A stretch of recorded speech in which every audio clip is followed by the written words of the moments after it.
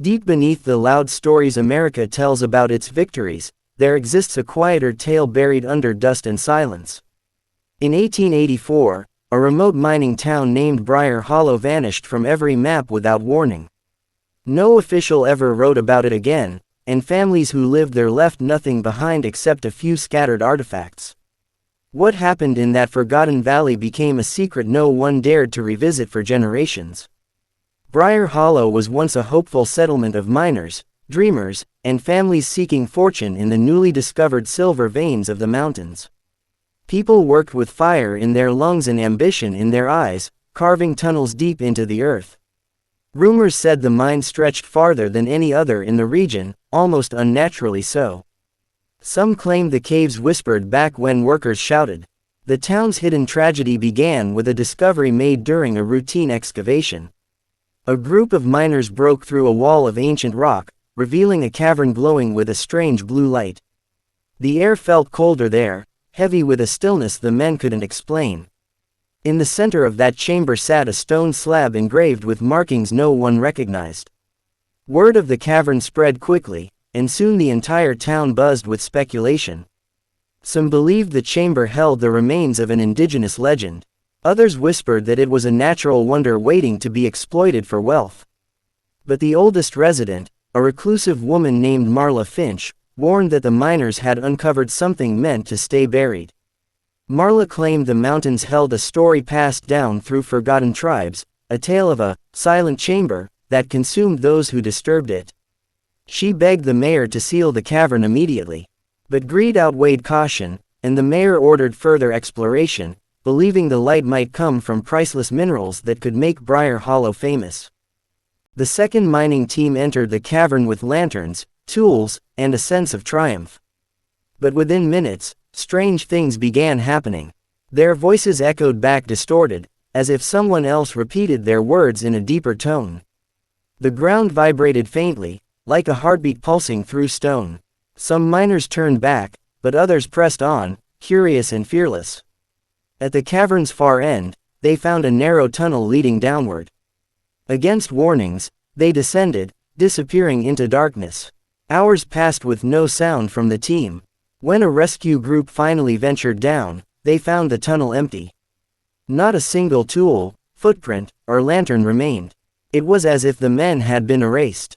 Fear spread through Briar Hollow like wildfire. Families locked themselves indoors, and miners refused to approach the main shaft. The mayor insisted the missing men had gotten lost, promising a larger search party. But Marla Finch confronted him publicly, declaring the chamber had taken them, just as the legends foretold. People began to believe her. Still determined, the mayor led a team of officials to the cavern, hoping to calm the town. When they reached the chamber, they found the blue glow pulsing more intensely, casting ghostly shapes across the walls. The slab in the center now looked cracked, as if something beneath it was moving. One official fainted on the spot. That night, the town's first recorded tremor struck. Houses shook violently, lanterns shattered, and the mine emitted a low roar that echoed across the valley. Some residents fled, while others prayed. Marla pleaded for the town to abandon Briar Hollow entirely, claiming the mountain was awakening. But the mayor refused, insisting the tremor was natural. Over the next few days, livestock vanished from barns without a trace. Dogs barked endlessly at the mountainside. And every night, a strange humming drifted from the mine, too rhythmic to be wind yet too eerie to be human. Children cried in their sleep, claiming they heard whispers calling their names from outside. When another search party entered the cavern to inspect the changes, the town waited anxiously. Hours passed with no word. Then, shortly before dawn, a single man stumbled out of the mineshaft, trembling violently. He could not speak, his eyes wide and unfocused, as if he had seen something that shattered his mind. The survivor was taken to Marla Finch's home, where she cared for him. After hours of silence, he muttered fragmented words about voices inside the rock, shadows that moved without bodies, and a deep rumble that sounded like something breathing. Before he could say more, he slipped into unconsciousness and never woke again. Panic finally consumed the town. Families packed their belongings and prepared to flee. But on the morning they planned to leave, the ground split beneath Briar Hollow. A violent quake tore through the valley, swallowing several homes and splitting the main street in half. The mine collapsed with a deafening crash, releasing a burst of blue light that shot into the sky. Survivors ran for their lives, screaming as the mountainside crumbled. The sound of rushing earth drowned out their cries. Marla stood at the town's edge, watching the cavern glow one last time before sealing itself under tons of rubble. She whispered a prayer, saying the mountain had finally reclaimed what was disturbed. By nightfall, Briar Hollow was gone. Only a few survivors made it to neighboring towns, their clothes torn and their spirits broken. When they tried to explain what happened, officials dismissed them, blaming the disaster on an underground collapse triggered by unstable mining practices. Their warnings were ignored. The mayor was never found, nor were any of the missing miners.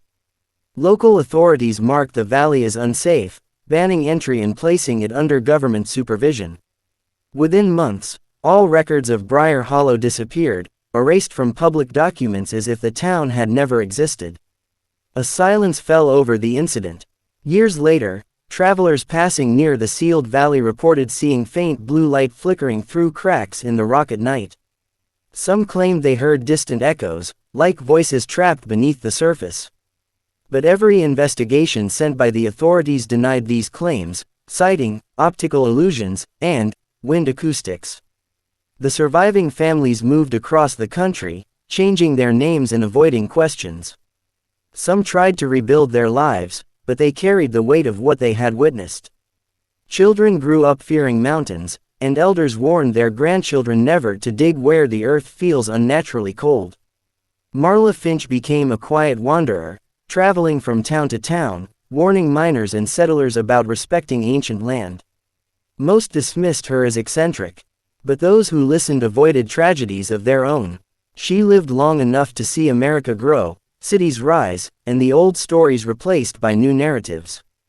Before her death, Marla wrote a single journal describing the legend of the Silent Chamber. She claimed the slab was a seal placed by ancient guardians to trap a force older than human memory. The miners, unaware of the danger, broke the seal and awakened something that should have remained confined for eternity. Historians rejected her writings, but some independent researchers believed the story held truth, citing similarities with indigenous warnings about sacred lands. They compared the Briar Hollow incident to other unexplained disappearances across early America, forming a pattern too consistent to ignore. Still, no official ever reopened the valley. Government agents patrolled it for decades, ensuring no one approached the collapsed mine. Engineers attempting to map the underground area reported strange magnetic disturbances that corrupted their instruments. Eventually, the site was declared permanently restricted. As generations passed, Briar Hollow slipped into forgotten lore. Only a handful of descendants knew the full story, passed down in whispers at family gatherings. Children listened with wide eyes, unsure whether the tale was myth or truth, and elders insisted it was a warning carved into their bloodline. In the late 1900s, a group of hikers accidentally stumbled near the sealed valley. One of them claimed the ground vibrated faintly beneath his feet. When they set up camp for the night, they heard humming carried on the wind. They left at dawn and never returned, telling only a few close friends about the experience. Despite the secrecy, stories continued to surface.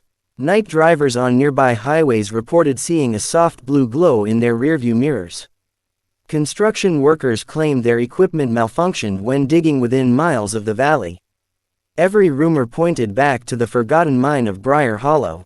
Some modern researchers now call Briar Hollow America's lost town, a place where greed collided with forces beyond comprehension.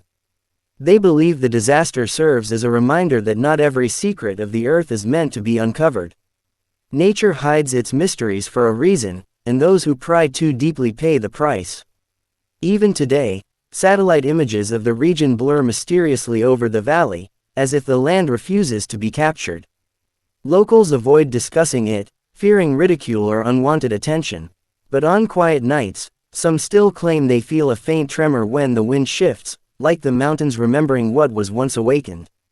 Though the physical traces of Briar Hollow are gone, its story continues in fragments, scattered across old journals, fading memories, and whispered warnings. It remains one of America's most hidden incidents, a tragedy erased from history yet etched into the land itself, waiting for someone brave, or foolish, enough to rediscover it.